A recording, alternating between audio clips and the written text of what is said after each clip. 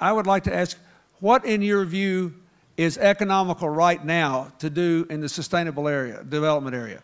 Do the business people in India know what's good business right now? And if not, what can we do about that?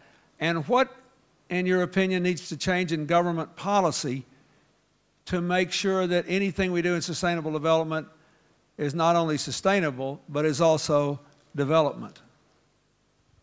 Thank you, President Clinton. May I say, on a day when everyone's congratulating Senator Clinton, and I add my voice to that on her tremendous new position, may I also take the liberty of congratulating you, President Clinton, on your role of leadership in this area of climate, and on, of course, convening this wonderful body here, but making climate the center of this panel, which I wasn't expecting, and I think that's really wonderful. So thank you for that.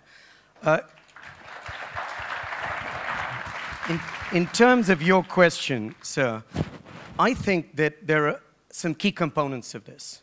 The first is, I was talking to an Indian climate negotiator about Rio, and he said, Uday, we had been so outmaneuvered over WTO, where our negotiating team was so unprepared compared to the North, that per capita emissions were a very easy way for us to defend our position while we figured out a way to respond to what we felt was a Northern issue being imposed upon us. I think we've moved a long way since then. And for the first time, we've started to see this as our issue. And so my starting point is the politics of this.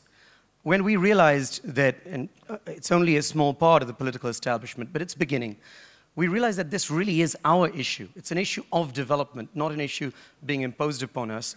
And I'll just briefly take 3 symbols of that, President Clinton, because they've shifted my family foundation's focus completely. 1, the shift in the monsoon. India depends upon that monsoon.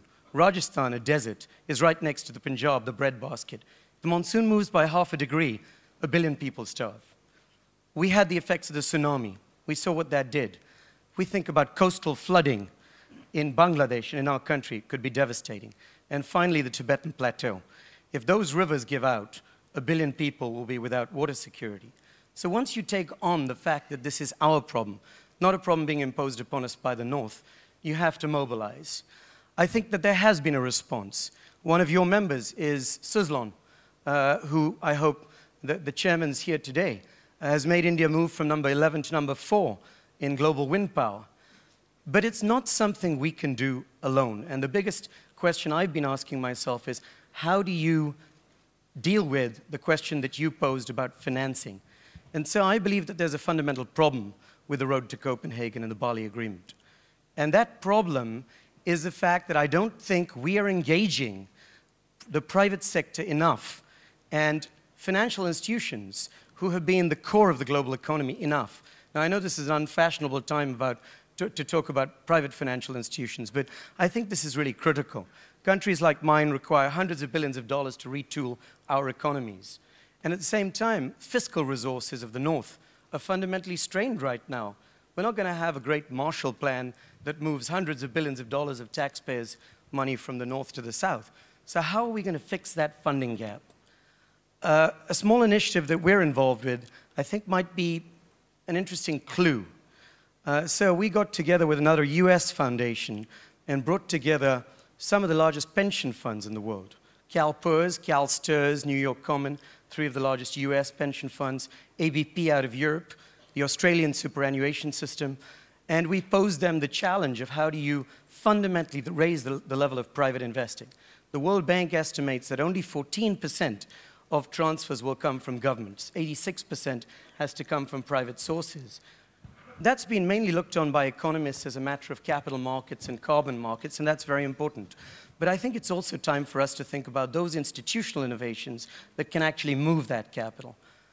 We've taken the example of CalPERS in America that put a few $100 million into a program called Green Wave, and that program leveraged billions of dollars of private capital. It anchored private fund managers to go out there and raise billions of dollars. And today, CalPERS has created an industry in America. And we want to use that as a precedent, as an analog for what could be done at a global level, to create 5 funds of $50 to $100 billion each for the most important regions on the planet, for China and India, for example, to incent our countries to step up to the global deal. We don't think there's enough magnetism in that deal right now. So how would that happen? Well, the pension funds and the insurance companies, private capital providers would be anchored into the largest private fund managers in the world, KKR and Carlyle and TPG, who are currently not at all engaged in this to the extent they could be, and leverage that with infrastructure funding. And the role of government, the difference about this proposal is that instead of seeing the governments as the core of fiscal transfers, we trust capitalism. And governments only act to shift risk-reward balances like the SBIC or OPIC programs in America, but on a global scale. If we come to India with $100 billion of real capital, I think that the negotiating dynamic will change. So I think there are many things we can do. In terms of the states in India, I think they want to. We're working with them on policy. But there is a funding gap to do with the real economics of these technologies.